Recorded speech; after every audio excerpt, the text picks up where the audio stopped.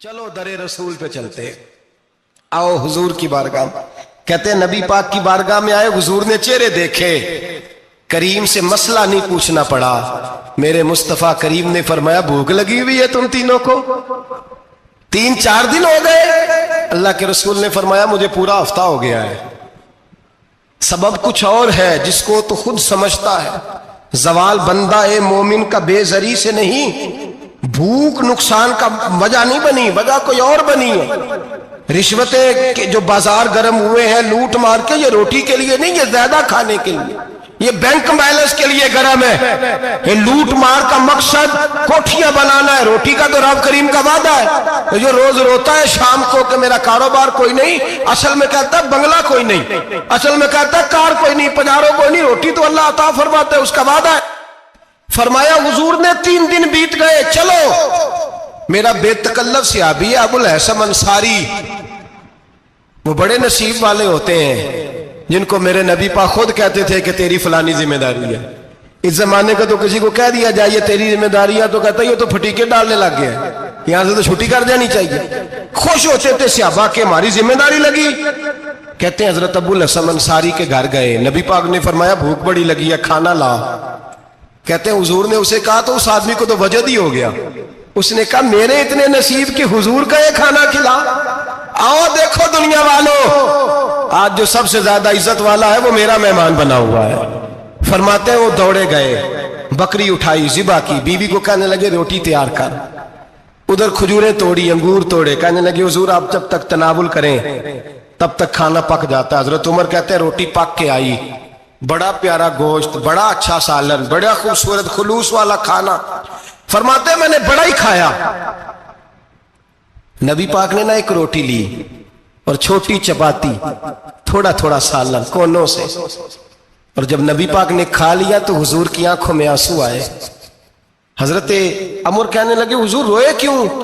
نبی پاک نے فرمایا سوچتا ہوں 7 دن کے فاقے کے بعد کھایا ہے، پر ڈرتا ہوں رب اس کا حساب پوچھے گا تو جواب کیسے دینا ہے، اس کا حساب بھی تو دینا ہے نا جو کھایا ہے۔ تو حضرت عمر فاروق کے ہاتھ میں کچھ چیز تھی، زور سے زمین پہ ماری، کا محبوبہ 7 دن کے بعد بھی روٹی کھائے تو حساب دینا ہے۔ نبی پاک فرمانے لگے عمر وہ مالک ہے نا، تو جب دیتا ہے تو حساب نہیں لے سکتا، حساب تو دینا ہے، حساب تو دینا ہے، تیاری رکھو۔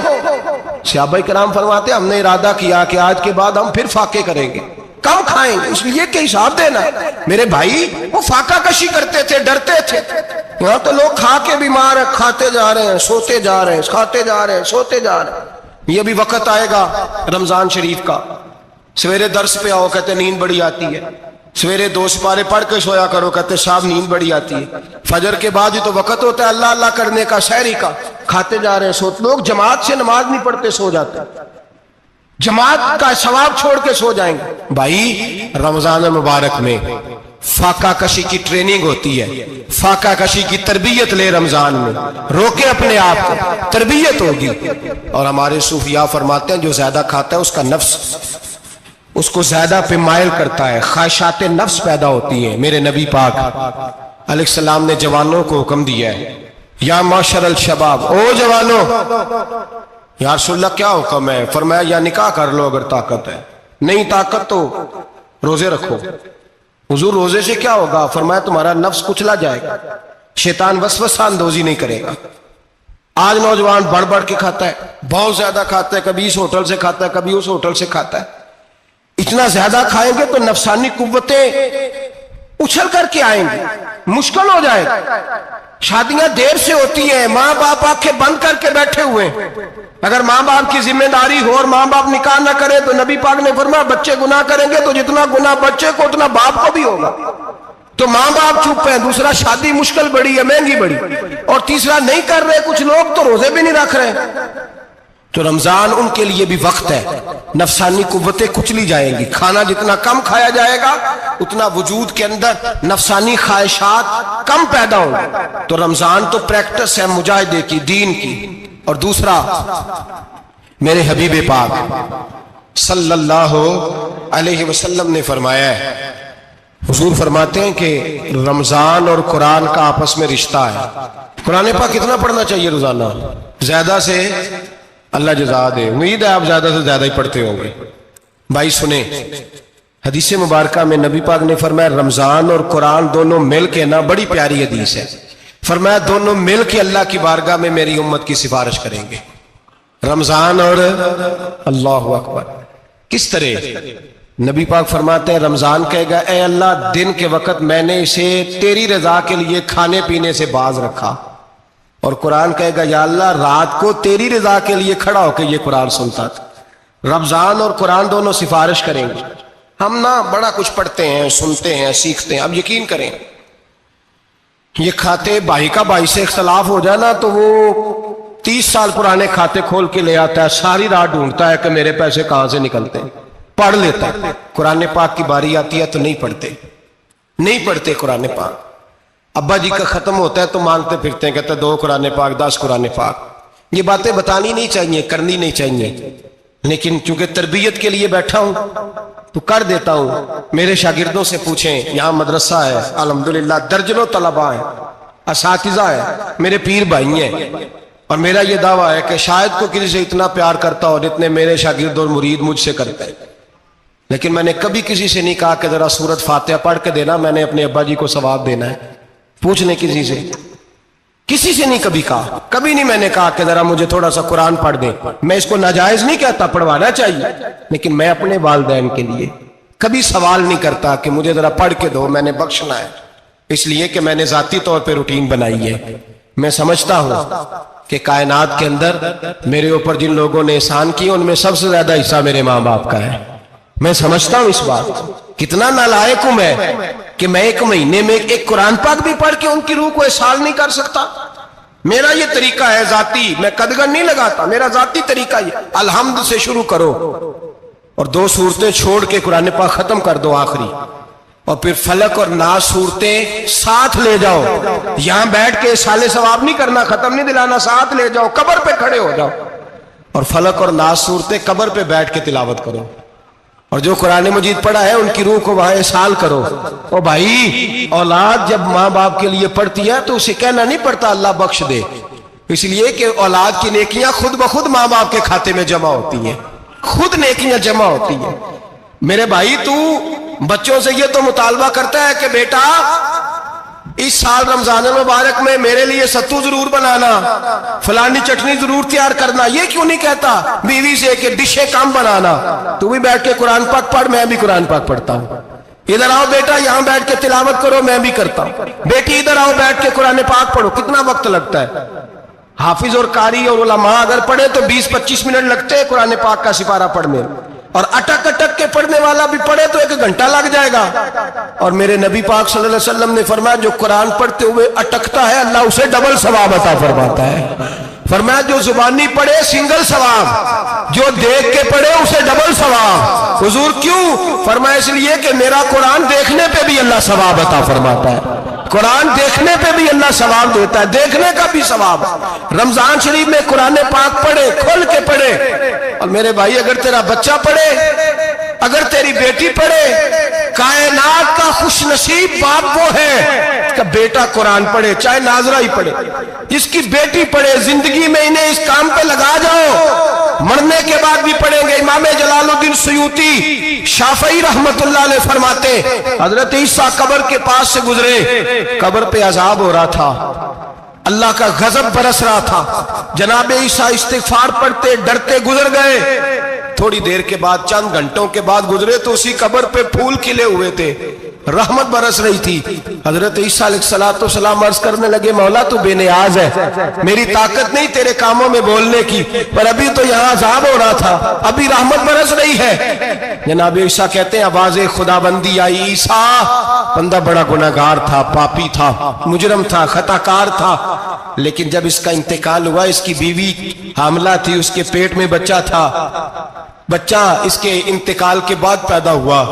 आज वो 4-4.5 साल का हुआ है, मकतब में गया है, मदरसा में गया है, उस्ताद ने बिस्मिल्लाह शरीफ पढ़ाई है। फरमाया उसने तोतली जुबान से कहा है बिस्मिल्लाहिर्रहमानिर्रहीम का, ऐसा मुझे बतला इस जमीन पर वो मासूम जिसे अभी रहमान और रहीम कहना नहीं आता, वो तोतली जुबान से मुझे रहमान और रहीम कहे और मैं उसी जमीन पे उसके बाप को अजाब दूं।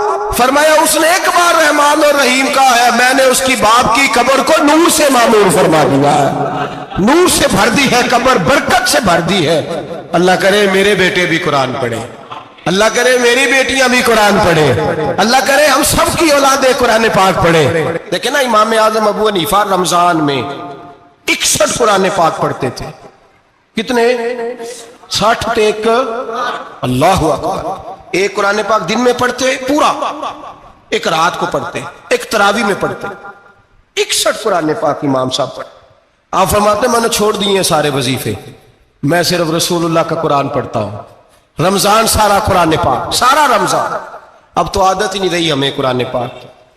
اگر لوگ ناراض نہ ہو تو محفل نعت ہوتی ہے تو تلاوتیں کتنی ہوتی ہیں، اور نعتیں ہم نے ذوق ہی نہیں بنایا، ذوق ہی نہیں بنایا ہم نے تلاوت قرآن کا، اس لیے کہ قراء علماء فقراء ان کو ہم تیار ہی نہیں کر رہے، ہم تو ایکٹر پال رہے ہیں جو پیسے لیتے ہیں نعت خوانی کے، معاذ اللہ۔ او میرے بھائی، کیا قرآن میرے نبی کی نعت نہیں؟ حضرت عائشہ صدیقہ رضی اللہ تعالیٰ عنہ کے پاس صحابہ گئے، کہنے لگے اماں جی ہمیں نبی پاک کا اخلاق بتلائیں، تو اماں جی کہنے لگی جاؤ جا کے قرآن پاک پڑھو، قال خلقہ القرآن، سارا قرآن میرے نبی کے اخلاق کا انعام ہے۔ یہ ساری نعت ہے، یہ ساری نعت ہے۔ اس نعت کو سننے لوگ کیوں نہیں آتے؟ اتنا رش میں اپنے نعت میں اتنا تراویح پہ کیوں نہیں ہوتا؟ اور ملت کا جوان یاد رکھے، بوڑھے تراویح پڑھتے ہیں، ضعیف تراویح پڑھتے ہیں، گھٹنوں میں درد ہے تراویح پڑھتے ہیں، بیمار بوڑھے تراویح پڑھتے ہیں، جوان وہاں چوک میں کھڑے۔ کیا جوانی اس لیے ہے چوکوں میں کھڑا ہوا جائے؟ کیا جوانی اس لیے ہے کہ سعودی عرب جانے کے لیے پاسپورٹ بنانا ہو تو 2.5 گھنٹے کھڑا رہے تو؟ شناختی کارڈ کے دفتر تو کھڑا رہے، پروٹیکٹر کے لیے کھڑا رہے، کافروں کے سامنے کاسا لیسی کرنے کے لیے تو کھڑا رہے، تو نوکری پہ جائے تو ساری رات کھڑا رہے، اور تو قرآن کے لیے کھڑا نہیں ہوتا؟ میرے محبوب نے فرمایا من قام ایمانا واحتسابا غفر له ما تقدم من ذنبه، فرمایا جو رمضان المبارک میں اللہ کی رضا کے لیے گناہوں کی معافی کے ارادے سے قیام کرے گا، راتوں کو عبادت کرے گا، اللہ اس کے پچھلے سارے گناہ معاف فرما دے گا۔ نوجوان ارادہ کریں، پروگرام بنائیں کہ انشاءاللہ قرآن پڑھنا بھی ہے، قرآن پڑھوانا بھی ہے، سننا بھی ہے، اور انشاءاللہ بولیے سننا بھی ہے اور پڑھنا بھی ہے اور پڑھانا بھی۔ ہمت کریں، دلیری کریں، آکے کھڑے تو ہو، اللہ توفیق عطا کرے گا۔ پہلی بات یہ کہ روزہ رکھیں، دوسری بات یہ کہ قرآن پاک کی تلاوت کریں، اور روزہ رکھیں تو روزے کے سارے حسن سمیت اسے رکھیں۔ نبی پاک نے فرمایا رمضان غمخاری کا مہینہ ہے، غمخاری کریں۔ ہمارے زمانے میں 2 قسم کی تکلیفیں ہیں، ایک تو غریب آدمی، اس کا حال یہ ہے کہ وہ مانگتے ہی گزارا کرنا چاہتا ہے، اس نے ہاتھ یوں کر لیا ہے تو اب اس کا یوں ہونے کو تیار نہیں۔ ضرورت اگر کسی آدمی کو کسی دروازے پہ لے جاتی ہے تو برا نہیں، لیکن سوال کا اپنے اوپر دروازہ کھول لینا یہ ٹھیک نہیں۔ فاقہ کشی پیدا کریں، حوصلہ پیدا کریں، تھوڑے پہ گزارا کرنا سیکھیں۔ غریبوں کو بھی اجازت نہیں کہ وہ نکل کھڑے ہوں میدان میں مانگنے کے لیے، ٹولیاں نکلتی ہیں رمضان میں، جتھے نکلتے ہیں خیرات کٹھی کرنے والے، بچیں۔ میرے نبی پاک صلی اللہ علیہ وسلم نے فرمایا جس نے بغیر ضرورت کے سوال کیا، جب قیامت کے دن آئے گا تو اس کے چہرے کے اوپر گوشت نہیں ہوگا، صرف ڈھانچہ ہی ہوگا۔ اتنی بھیانک صورت میں آئے، بغیر اشد ضرورت کے سوال نہ کر، کبھی سوال نہ کر۔ اور امیروں سے گزارش ہے کہ رمضان ہمدردی کا مہینہ ہے، ہمدردی کریں تو سامنے والے کی عزت کا بھی خیال کریں۔ یہ بات درست ہے کہ غریب سیاڑا نہیں ہوتا، اس لیے کہ جس کی جیب میں پیسے نہیں ہوتے بھائی اسے عقل بھی نہیں ہوتی، جس کے گھر کار نہیں ہوتی اسے چلانے کا طریقہ، جس کے گھر اوون نہیں ہوتا اسے چلانے کا طریقہ بھی نہیں آتا، جس کے گھر میں چیزیں ہوتی ہیں اسے چلانا بھی آ جاتا ہے، جدے گھر دانے اودے کملے بھی اس کے سیانے ہو جاتے ہیں۔ تو چودھری صاحب، سیٹھ صاحب، نواب صاحب آٹا تقسیم کرتے ہیں، کھڑے ہو کے فوٹو کھچاتے ہیں، فیس بک پہ دیتے ہیں، اور ایک آٹے کا تھیلا اور 10 اخباروں میں فوٹو۔ اللہ سے ڈریں، رمضان ہمدردی کا مہینہ، ہمدردی کا۔ غریب کو دیں تو اس کی عزت کو رسوا نہ کریں۔ میرے نبی پاک علیہ السلام کے صحابی حضرت عبداللہ ابن عمر رضی اللہ تعالیٰ عنہ ڈھونڈ کے لاتے تھے مسکینوں کو، ڈھونڈ کے، اور جب لاتے تھے تو اپنے دسترخوان پر بٹھا کر اپنے ساتھ افطاری کرایا کرتے تھے. اور پھر فرمایا اللہ تعالیٰ نے لن تنالوا البر حتی تنفقوا مما تحبون، اللہ کے راستے میں وہ چیز دینی ہے جو تمہیں زیادہ پیاری ہو. کون سی چیز جو تمہیں؟ میں تھوڑا سا بے باک ہوں، بعض دوستوں کے ساتھ، سب کے ساتھ نہیں. ایک دوست مدرسے میں گھی دینے آئے ایک دفعہ، تو وہ والا گھی دے گئے جو سب سے سستا تھا. تو میں نے کہا مجھے دیانتداری سے بچائے، آپ یہی کھاتے ہیں گھر میں؟ کہنے لگے نہیں. تو میں نے کہا پھر ہم نے بچے مارنے کے لیے تو نہیں نا رکھے ہوئے، کیا وہ والا گھی اللہ کے راستے میں پیاری چیز دے رہی ہے نا. اس لیے گلے گلے نوٹ لوگ مسجد کے گلے میں ڈال جاتے ہیں، پھٹے ہوئے ڈال جاتے ہیں، کہتے ہیں جوڑ لیں گے مولوی صاحب. اور خدا کے بندے پیاری چیز دینی تھی تو نے، اور تو نے اس کا ترجمہ الٹ کر لیا ہے. سمجھ لیں رمضان المبارک میں کسی غریب کی مدد کرنی ہے تو ساتھ اس کی عزت بھی کرنی ہے. نبی پاک علیہ السلام کے دروازے پہ جب سے، یہ جملہ ایک ہے لیکن بڑا قیمتی ہے. صحابہ کہتے ہیں جب ہم دروازہ رسول پہ جاتے تھے خیرات بھی ملتی تھی اور عزت بھی ملتی تھی. خود بھیک دے خود ہی کہیں منگتے کا بھلا ہو، خیرات بھی ملتی تھی اور عزت بھی ملتی تھی. نبی پاک ساتھ عزت بھی دیتے تھے، مسکین کو غریب کو دیں اور خیر خائی کریں.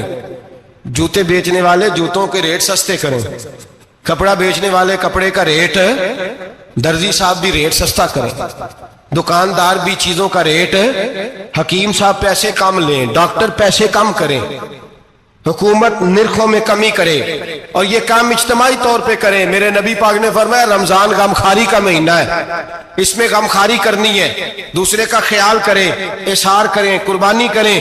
یہاں ہر چیز کا ریٹ بڑھ جاتا ہے رمضان شریف میں. ہر آدمی کہتا ہے میرا سیزن آ گیا ہے، توجہ بڑھائیں، خیال کریں، غمخواری کا مہینہ ہے. اور پھر آپ لوگوں سے یہ بھی گزارش ہے کہ رمضان المبارک کا جب مہینہ آئے تو جس آدمی کے ساتھ نیکی کرنی ہے وقت پہ کریں. کسی غریب کو پیسے دینے ہیں، کپڑے دینے ہیں تو یکم رمضان کو دیں. میں اکثر دوستوں سے پوچھتا ہوں، میں کہتا ہوں قاری صاحب نو جوڑا کدو دیندے ہو؟ کہندے ستیویں والے دن. میں کہ مینوں لگ گئی سمجھ، تہاڈی سازش ہے کدھرے سواں کے پا نہ لگے. ایویں مولوی چودھری صاحب دے نال دے کپڑے پا لے تے کتے لکھیا ہے اینوں دینا ہے ستیویں. تسی دسو ستیویں والے دن کو درزی سی کے دیندا ہے، انہوں 3 گنا بھی پیسے دئیے تو کہندا جڑے باقی نے انہاں دے نہیں بٹن پہ لگ دے میرے کولوں. کتھوں جوڑا سی کے؟ تو کس دن دیتے ہو قاری صاحب کو؟ کیا مقصد ہے؟ پہننے کے لیے دے رہے ہو یا اس لیے دے رہے ہو کہ نہ پہن سکے؟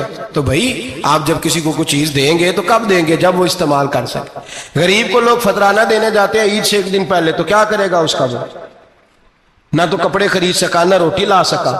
بلکہ میرے حضرت صاحب فرماتے ہیں رمضان سے پہلے دے دو، رمضان کی نیت کر کے رمضان سے 1-2 دن پہلے دے دو، اللہ رمضان جتنا ثواب ہی عطا فرمائے گا. رمضان سے پہلے دو جس کو کچھ ہے دن، قبل از وقت تیاری کرو. اور میرے قبلہ صاحب فرمایا کرتے اپنے کپڑے بعد میں، غریب کے بچوں کے کپڑے پہلے، اپنے گھر کی ضروریات بعد میں، غریبوں کی ضروریات. اس لیے کہ اللہ پاک نے ان کا رزق بھی ہمارے گھر بھیج دیا ہے. ہماری ڈیوٹی لگائی ہے کہ تم نے بانٹنا، بانٹنے والے بنو. اور یہ ذہن بنائے کہ پتہ نہیں کس کا حصہ تھا جو اللہ نے میرے گھر بھیجا. یہ ذہن بنا کے بانٹ. اور جس کو دینے جائیں، ہاں آپ کو اجازت ہے تھوڑا بہت پتہ کرنے کی، لیکن تھوڑا بہت تفتیش کرنے کی اجازت، بال کی کھال اتارنے کی اجازت. میں نے دیکھا ہے لوگ غریبوں کا انٹرویو لیتے ہیں، تیرا تو فلانا کمانے والا نہیں، تیرا تو فلاں بچہ. او بھائی بہت سارے غریب ایسے ہیں، بڑے ہیں جو کمانے کی کوشش کرتے ہیں لیکن ان کا سبب نہیں بنتا. ہاں ہے ایسے لوگ جو سعودی عرب چلے گئے ہیں، کہتے ہیں تیرا تو فلاں باہر نہیں گیا ہے، گیا ہے، لیکن سارے سعودی عرب جانے والے بھی مال کمانے کی طاقت نہیں رکھتے. کئی وہاں بھی بیٹھ کے بیچارے قرضوں میں الجھے ہوئے ہیں، وہاں والوں کے ظلم کا شکار ہے، بہت ساری آزمائشوں میں. تو تفتیش کرتا ہے. میرے امام شافعی کا ایک جملہ اگر آپ کو یاد رہ گیا تو بات بن جائے گی. امام شافعی رحمت اللہ، بلکہ حضرت غوث اعظم جیلانی کے پاس وہ بات آپ کو زیادہ فائدہ دے گی. حضرت غوث اعظم جیلانی کو ان کا ایک مرید سمجھانے لگ گیا، کہنے لگا حضرت جی آپ سب کو ہی دیتے رہتے ہیں، ہر بندہ مستحق نہیں ہوتا، ذرا ٹٹول کے دیا کریں. تو غوث اعظم جیلانی فرمانے لگے بھائی مجھے تو لگتا ہے تو بھی ان چیزوں کا مستحق نہیں تھا جو اللہ نے تجھے عطا کر دی ہے. پہلے تو بتا تو مستحق تھا، تجھے اپنی حیثیت اوقات کا پتہ ہے جو اللہ نے تجھے دے دی ہے؟ طاقت تھی क्वालिटी थी तेरे अंदर, वो सलाहियत थी। रब ने तो नहीं तेरी तफ्तीश की कि तू काबिल है कि नहीं, तू अल्लाह के बंदों की तफ्तीश करता पड़ता है। इमाम शाफी फरमाया करते, इमाम शाफी फरमाते रब तुझे परख के नहीं देता, टटोल के नहीं देता, रुसवा करके नहीं देता, तू गरीबों के साथ ये सारा जुल्म क्यों करता है? बस पता चल गया वो जरूरतमंद है तो दे, इसलिए कि अजर तुझे गरीब ने नहीं देना, अजर अल्लाह ने देना है।